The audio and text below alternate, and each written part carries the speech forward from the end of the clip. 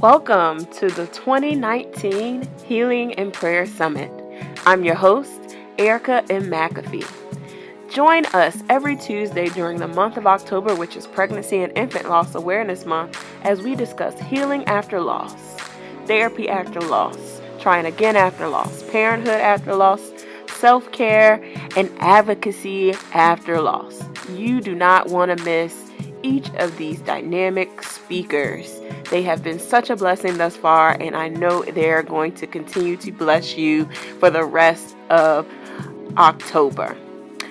I'm excited to introduce to you today's speaker, R. Marie McKinley.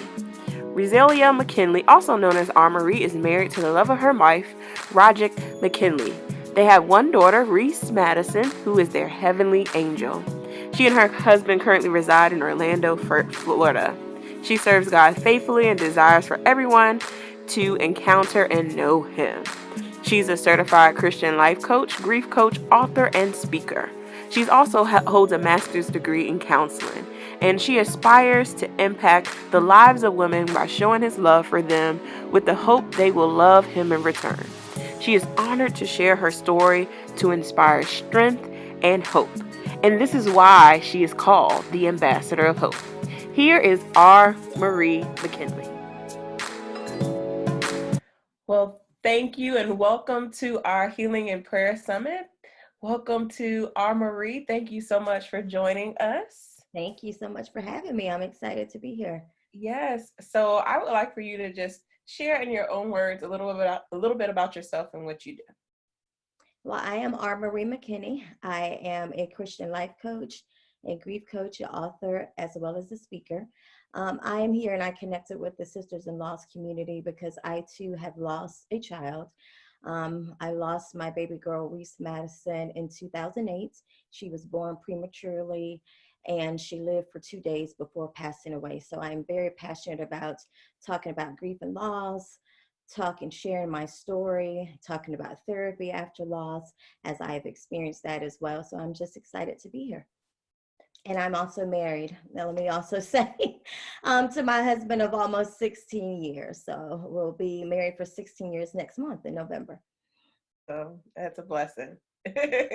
Such a blessing. So I would love for you to just talk about life after loss, therapy after loss, and really take us on your journey and how you have become a grief coach and you're helping other women who have gone through loss, but also just the grief and that healing process.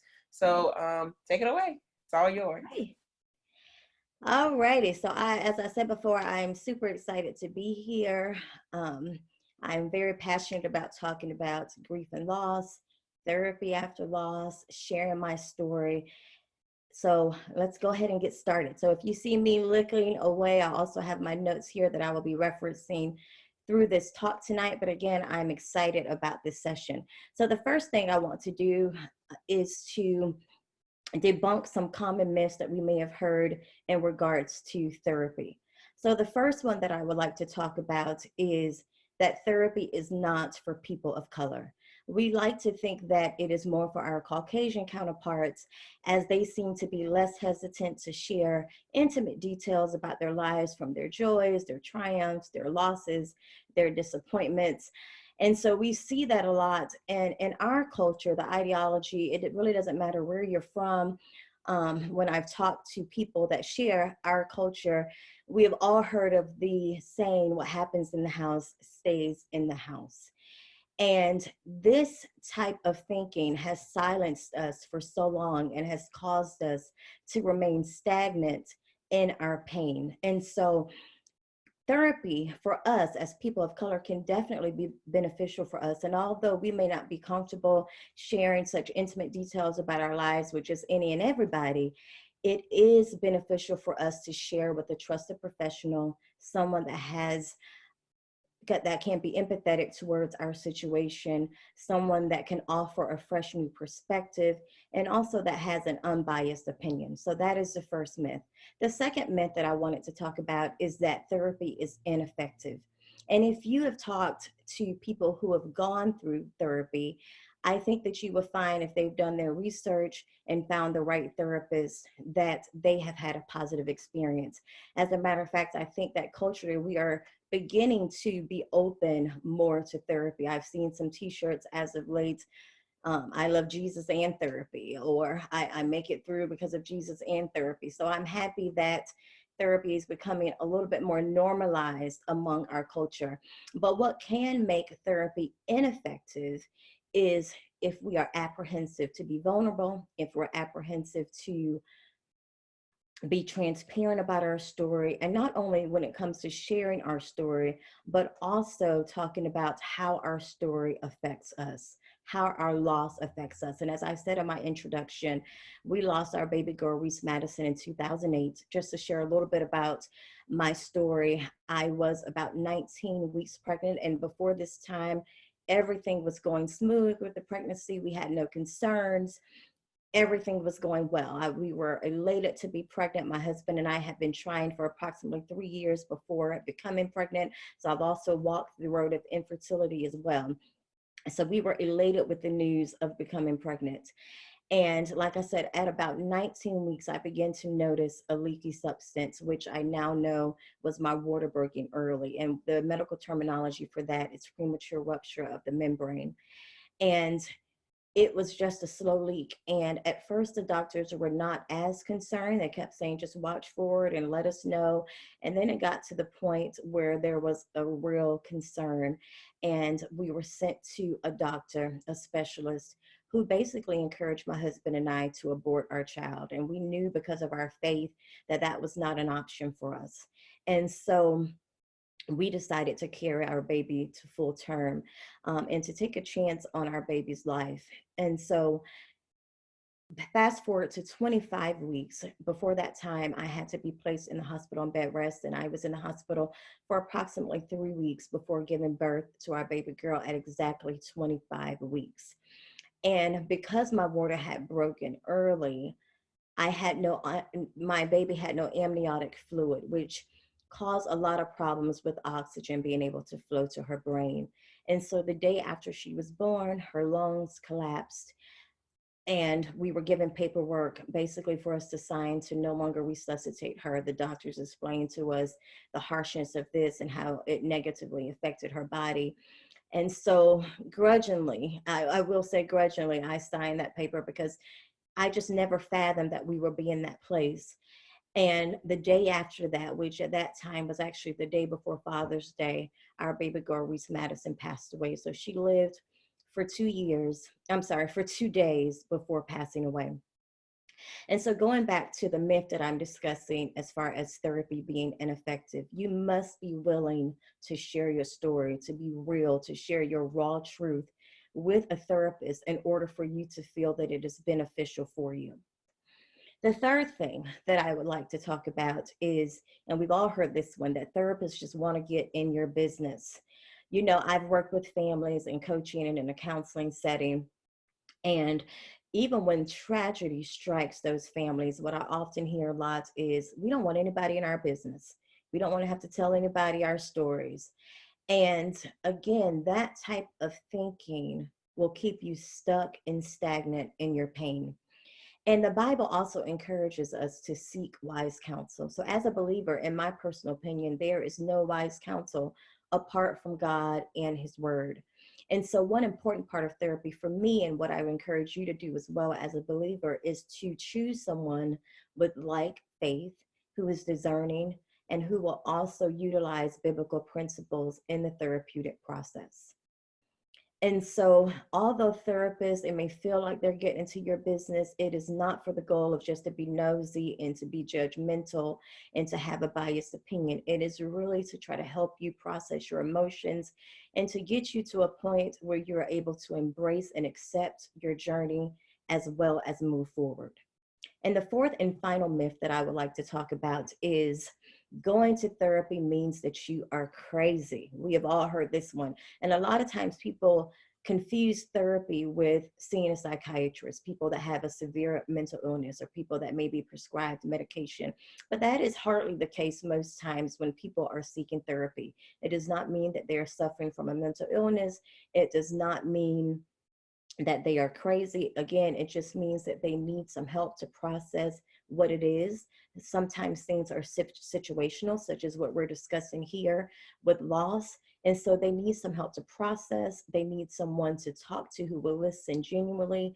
They need someone who can be empathetic to their situation. They need to know that what they're feeling is not crazy. And so, although, we've heard that therapy is for crazy people, therapy actually has a way of keeping you sane. And I'll be honest here, I was having this conversation some years ago with someone after I experienced the loss of my baby girl.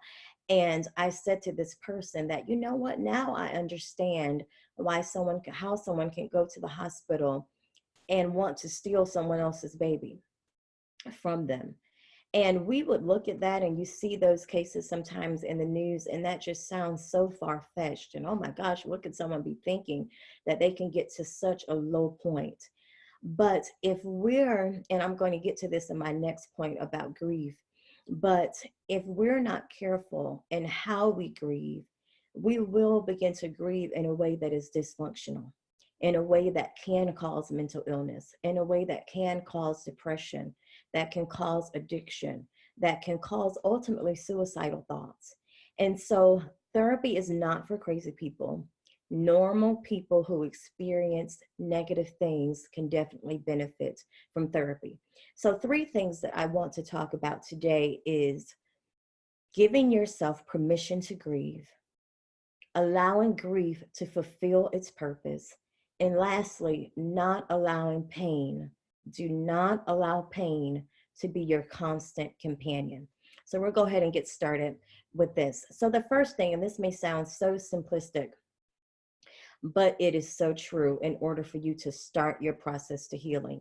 The first thing you must do is admit that you're deeply affected by your loss. Admit that you are hurting. Admit that you are in pain, that you are grieving. And you do not want to pretend that you're not hurting or pretend that you're not grieving and try to mask the pain.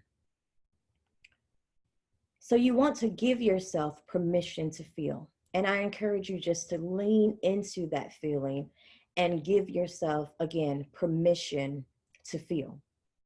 And you want to give yourself permission to grieve those things that did not come to pass, to grieve those things that you had hoped for, such as a full-term pregnancy or such as your baby surviving. Again, I'll be honest, I never would have fathomed that we would have gotten to this place. I've never known someone in my family to lose a baby. It really had not hit home very close to me. And I never would have fathomed that this would have happened to me. So I had to allow myself to grieve and give myself permission to feel something that seemed very foreign to me and something that I really had not heard a lot about from other people. But we must, again, give ourselves permission to grieve. And I liken this to, if you've ever gone to a grave site to visit a loved one, a lot of times you're going to honor the memories that you have with that person, to remember that person, to honor their legacy. And the difference is when we have lost a child is that we are mourning those things that we never got to experience, which is a completely different type of loss. When you think of those things, you think of those, and sometimes even as moms that have experienced this type of loss, we dread to look at these things on social media. You see the mothers that are posting first day of school pictures, their first day of kindergarten, when their child lost their first tooth. All of those things can be triggers for us that remind us that these are things that we will never get to experience with the child that we lost. And so we must not pretend that these things do not affect us. It very much affects us because this is a loss. And not only is it a loss of dreams, Before we even get pregnant, or once we find out we're pregnant, we already are starting to make plans for our child. We're thinking of baby names. We're thinking of how we're going to decorate the nursery. We're thinking of what their personality may be like. Are they going to be like the mom, me? Are they going to be like their dad?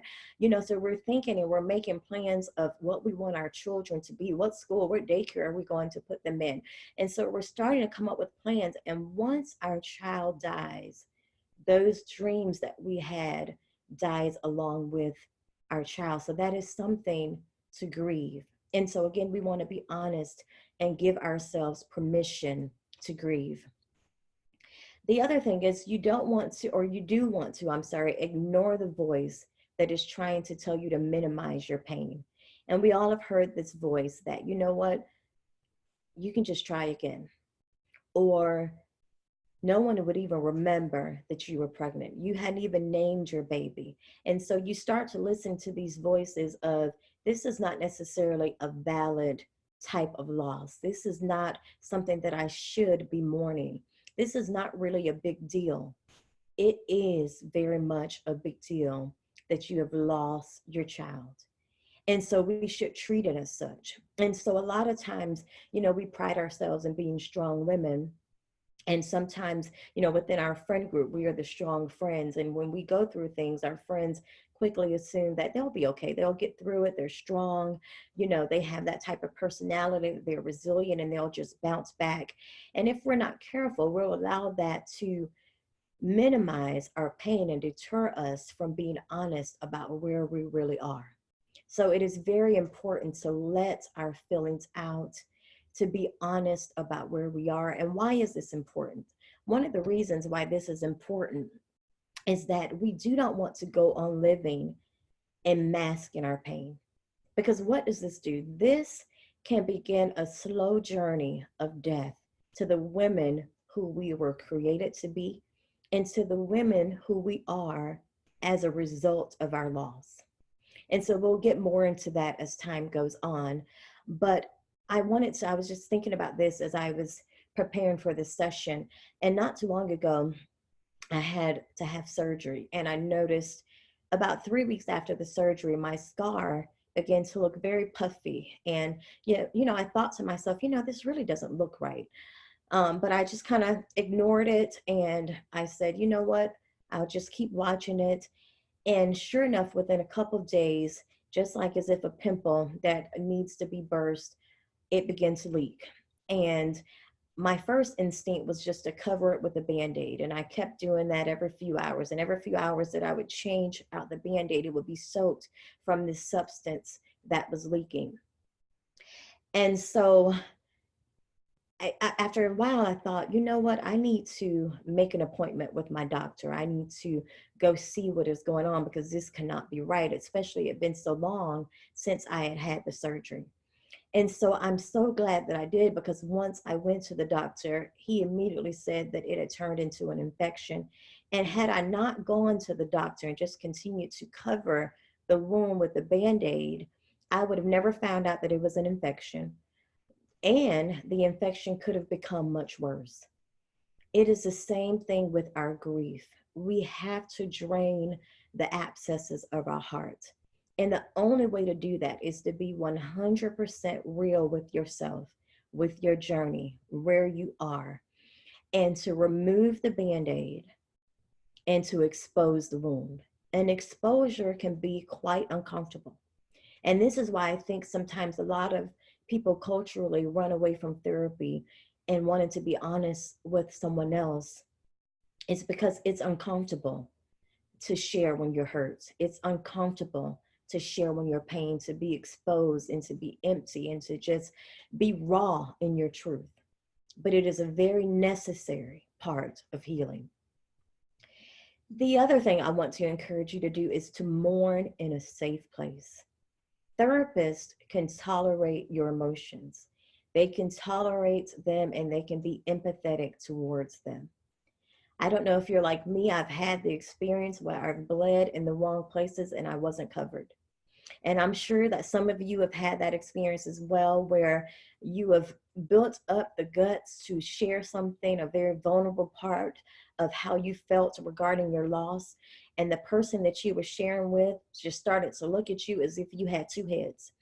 And they looked at you like what you were saying was completely crazy. Or even worse, they came back with a very insensitive comment towards what you were feeling. So I'll digress here, but I think we've all had that experience where we've bled and we're not covered.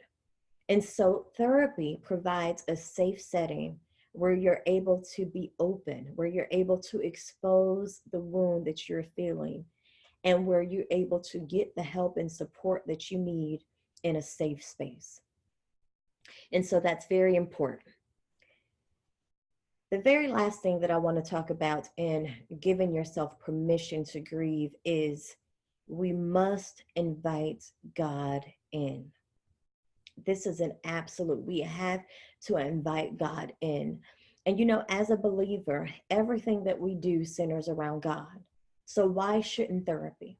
Why shouldn't the fact that we need extra support, we need someone to help us to move forward from our pain? And I never like to say that we move on from loss, but we can certainly live in spite of our loss and move forward. And so we must invite God in. And it's such a beautiful imagery just to imagine God's loving arms being wrapped around you as you're just pouring yourself out before him and you're becoming empty before him. Because one of the things that God is drawn to is our weakness. He is drawn to our brokenness. And so he wants us to invite him in to that place of brokenness where he's able to help us through our journey. So it's very important that as you're giving yourself permission to grieve, that you don't feel like you have to go through this journey alone. Invite God in because he very much wants to be there with you. That's why the Bible says that we are to cast our burdens upon him. For one, he cares for us. And for two, the Bible also says that his yoke is easy and his burden is light. There are some things along this life's journey that we were never meant to carry alone. And so we want to invite God into this process. And we want to also, when we're researching out therapists or counselors or grief coaches that we're going to be working with, we want to make sure that they're allowing that place for us to pour ourselves out. I know when I'm working with clients, one of the first things that I do is to pray before a session, because it's not necessarily just about my words and what I think will be beneficial to the client, but it's also about God giving me the discernment of what does this client need to hear to help them to move forward. And one of my favorite scriptures that has helped me tremendously in this journey is Psalm 61:2. And it says, when my heart is overwhelmed, lead me to the rock that is higher than I. And the Bible does not say if our hearts become overwhelmed, because it knows that there are going to be times in our life when things are going to hurt us to our very core. There are going to be times when things are just going to throw us off, things that we did not see coming, that no one could have prepared us for. And those are those times that he wants us to be led to him. Again, to invite him into the process and to know that his ways are higher, that his thoughts are higher, that his plan for us is better. And so again, I encourage you to invite God into the process. So the next thing that I want to discuss is to let grief fulfill its purpose. And I'm telling you, grief has a purpose. And since I'm speaking on the Sisters in Loss platform, just the other day, Erica posted on Instagram a post about her losing 2 babies. And just, the horror of that, obviously, but also the beauty that has come, because had it not been for her losing the babies that she lost, I would not be sitting here speaking to you on the Sisters in Loss platform. She now has a podcast. She has a page where she's encouraging women to break the silence surrounding their loss. And so there is purpose to our grief. And so I encourage you to allow grief to fulfill its purpose. And one thing that is very important to note is that until we mourn what is lost, we will not see what is found. And there are some new things that are found or that can be found as a result of our loss. Our perspective on life changes, our perspective on death changes. How we see the world and how we see people changes. And so you may also find that you have purpose that is aligned with your loss. You may be led to start a ministry. You may be led to start a business. You may be led to start a support group for people who have gone through this type of loss. And so there's definitely purpose. And there was a reason that God allowed it to happen. And I'll be honest and say, I'll be the first to tell you that, I just had to embrace the fact that I may never understand the reason why. Because I asked, I wanted to know, I didn't understand why this happened to my husband and I. And I asked God, why did you allow this to happen? But I had to come to a place that I was comfortable in embracing the fact that He is God and He is good, even if I never understand why He allowed us to lose our baby girl. I have to be confident in the fact that there is a purpose in my loss. And then you also may start to think of how can you use this experience of your loss to honor your baby, but not only to honor your baby, but to honor and glorify God. And so also when we're talking about allowing grief to fulfill its purpose, two scriptures, and I'll repeat these because they were just near and dear to me as I was going through my journey. And one of them is Romans 5, 3-5. And the other is James 1, 2-4. And I'll repeat that. Again, it's Romans 5, 3-5, and James 1, 2-4. One of the things that was just so precious to me in my journey is that God, nothing ever takes God by surprise. He is in touch with everything that I feel. And the Bible does not say if we start to experience trouble or to experience trials or to experience loss, but it says when. So we know that there is going to come a time that each of us, maybe in our own different ways, but for the sake of this session, each of us has experienced loss.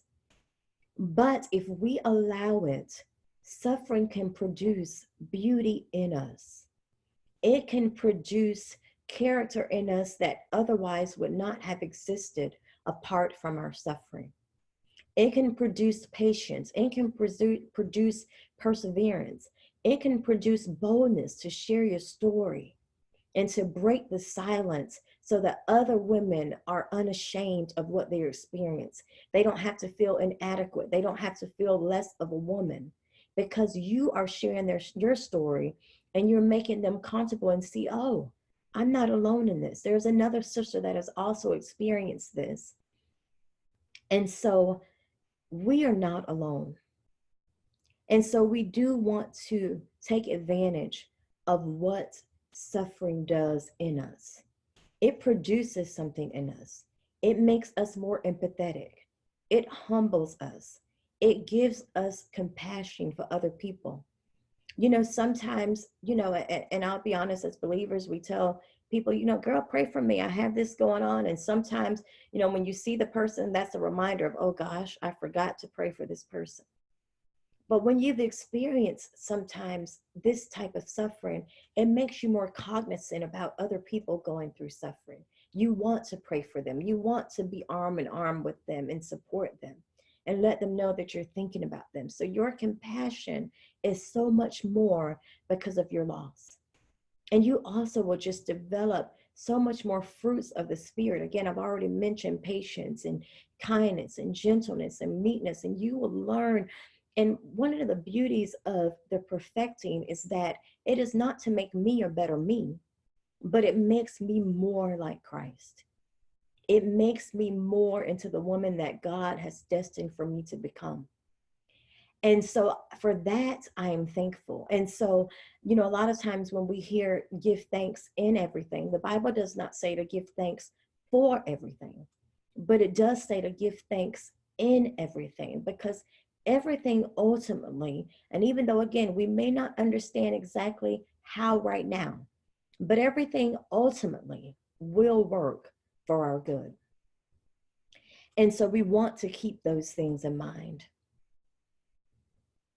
And lastly, one of the things that suffering and grief does for us is it gives us hope.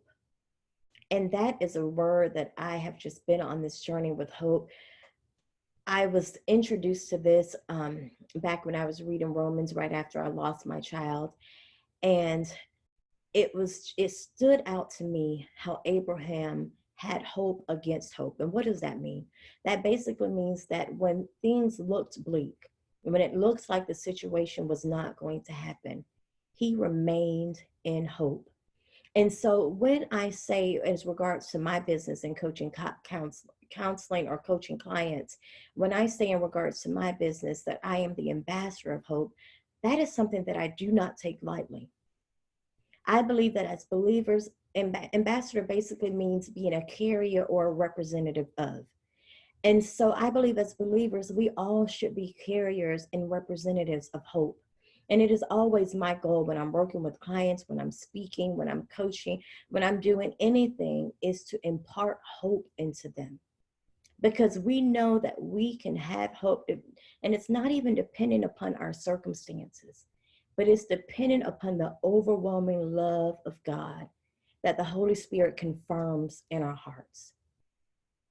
And so the very last thing that I wanted to talk about is don't allow pain to be your constant companion. As believers, we do not grieve as one without hope. We've seen people, and you've probably seen people grieve. I know I've seen people grieve, and you can see some people that are still angry. You can see people that were never able to move forward, and they are stuck and stagnant in their pain. Now, let me be clear and say that when I say that we don't grieve as one without hope, that does not mean that we won't have bad days. That does not mean that we won't cry. That does not mean we won't have moments of anger. That doesn't mean we won't experience the different stages of grief. That does not mean that we won't question God, as I was honest and said that I have. That doesn't mean any of those things. But what it does mean is that we can cling to hope. We can cling to something better on the other side once we move forward, once we get to a place of embracing the journey. And it is a hard place to be in. I will tell you, I've walked this journey for about 11 years now. It was 2008 when we lost our baby girl, Reese Madison. So because of that and walking out this journey, I am a lot better than where I was when this first happened. So again, I am not minimizing your pain. I am not saying to suck it up, be strong, don't cry. No, I am encouraging you. In fact, God encourages you to do that. He does not want us to skip the process. He does not want us to assume that, and pretend, because again, we can say in the church, just pray over it and you'll be all right. Go to the altar and don't think about it. But if we're real and honest with ourselves, with prayer, because I'm not knocking prayer, because that is a very important part, but with prayer, we need to be honest about where we are in our grief. We need to tell God that we're hurting, that we don't know how we're going to make it. There were some times, y'all, that I didn't even know how I made it from A to Z. You ever been driving in a car and you don't even remember turning this certain way, but the next thing you know, you're home? I can remember when I first experienced loss, I didn't want to talk to anybody over the phone. I didn't want any visitors. I didn't want to go back to church, because I had been out of church for a while because I had to have a C-section. I was embarrassed. I didn't want to see people. I didn't want to face people's questions. And so it is a very real place of grief. But again, we don't grieve as one without hope. We can have hope. And even when we don't see it, we don't know how it's going to happen, we can trust in God's plan for us. We can trust in his plan. And as I said, he does not want us to skip the process. He wants us to feel that sorrow because we cannot obtain joy on the other side until we embrace the sorrow. The next thing is that I want you to know that there is no timetable when it comes to grief. There is no one size fits all solution. And a good therapist, a good counselor, a good grief coach will tailor your action plan to you, will tailor your therapeutic process to you and your loss. And this is a unique type of loss. It is different than losing a sibling, it's different than losing a parent, different than losing a spouse. And so you want someone that can be empathetic toward your loss. And so a good therapist will do just that. And just like there are stages of grief, there are also stages of healing. And each stage and each level requires more brokenness. It requires more tenacity. It requires more strength on your part. It requires more vulnerability. And so it's very important that we are willing to put in the work to heal. It takes work for us to heal. I can recall a time when I was writing a blog and I committed to it for 31 days and I was writing about the loss of my baby girl. And every day I cried writing that blog. And the reason why I did that is because I was reliving my story. I was reliving leading up to her death, after her death, coming home, first of all, leaving the hospital with empty arms, coming home to an empty home that was supposed to be filled with laughter and cries and baby steps. And so it's a real place.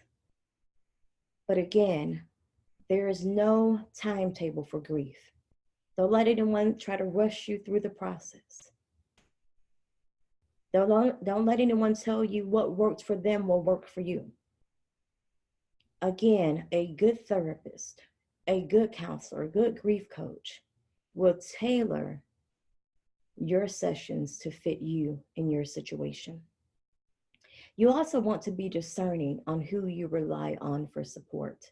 There's lots of support groups, and my husband and I, right after our loss, one of the things that really was a benefit for us is we did participate in a support group that was sponsored by the hospital, and everybody within that support group had just experienced loss, so it was very fresh for all of us. And the group was led by a man and a woman that had also experienced this type of loss. And so it was very beneficial as they walked us through the journey and also to be on that journey with other people. And so that was very helpful for us. And so you do want to be discerning on who you rely on, because I've also seen some support groups on social media that I've tried to partake in and be a part of and participate. And everybody's posting, where they are in their journey with grief. But one key thing is that you want to ensure that someone in the group is going to give you a plan of action to move forward. You do not, and again, please don't take it as I'm minimizing your pain. Your pain very much so needs to be acknowledged. It needs to be dealt with, but you can't stay there. You need to be in a place where you can move forward. And a good therapist will help you move forward in the process. Because if you're in a group that all the talk is about and you're in it for years and every post is just about, how you can't move on and how you're crying and how you can't function and the negative things that has happened as a result of your loss, it can actually cause you to revert backwards. And sometimes in therapy, it will get worse before it gets better. That is a part of the process. But you want someone that can move you along in that process. And the last thing that I want to cover in this session is that it takes resilience to not wallow in pain. If you're not careful, you'll get up in the morning with your pain, you'll go to bed with it, you'll nurture it, you'll justify it, you'll do all of those things because you have become so comfortable and complacent in your pain. And everybody around you can see it, but you. And you've become so comfortable in it that you're afraid to step outside of it. But you must be willing to put in the work to heal. And again, that's another reason why a lot of times people run away from the therapeutic process, because of the discomfort it brings to be real about your feelings, about your emotions, about your experiences as it relates to loss. And so resilience will help you to be aware of your emotions, process them, and seek wholeness without dysfunction. I hope, sisters, that this was helpful. I hope that sharing my story will help you to become more comfortable in breaking the silence and sharing yours. I hope that it will help you to get the support that you need. I hope that you will allow yourself and give yourself permission to grieve. I hope that you will allow grief to fulfill its purpose. And lastly, I hope that you will not allow pain to be your constant companion. So I hope that you are able to hope again, to heal well, and live in freedom. God does not want us to merely survive, but He wants us to thrive. So I encourage you to live in spite of your loss. And so I would love to connect with you. If you would like to reach out to me, my website is www.iamrmarie.com. I'll repeat that. It is www.iamrmarie.com. And my social media handles on both Facebook and Instagram is Hope with R. Marie. Again, that is Hope with R. Marie. So I will go ahead and close this session out in prayer. And God, I'm just so thankful for this opportunity just to speak life to all of these precious women that are listening to this session. God, I pray that there is something that has been said today that will prick their hearts, that they will involve you in the process of healing. I pray, oh God, that they would allow grief to fulfill its purpose in their lives, that they will inquire the purpose behind their grief. How can they use this journey to glorify you and to honor the child that they lost? I pray for healing for every person that is listening. I pray that we will be real and honest in our grief and where we are and when we need additional support. I pray that we will not minimize our pain and pretend that it does not exist, but I pray that we will do everything that is necessary to heal. I pray that we would acknowledge our pain, that we would acknowledge that we are hurt, but lastly, we will put in the effort and the work to heal. And God, you are our ultimate healer. So I thank you for who you are in our lives. I thank you that our hope is not dependent upon our circumstances. I thank you that our hope is because of the overwhelming love of God in our hearts. And so, God, I thank you again for these women. I thank you that they will walk on the path to healing. I thank you, oh God, that their grief, God, will not be permanent. I thank you, God, that pain will not be their constant companion. I thank you, God, that you will give them beauty for ashes and joy for mourning. In Jesus' name, I thank you. Amen.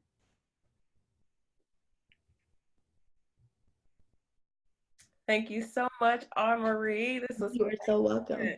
excellent. I Thank you. know that the sisters-in-laws who watch this are truly going to be blessed. And definitely, I will leave all of your information in the description box so people can definitely reach out and contact and follow all of the above. Thank you so much. It was a pleasure. You're welcome. Sharing your story, sharing your light, sharing everything with us. I know it's going to be a blessing. So Thank you. I'll talk to you soon. Yes, ma'am. Bye-bye.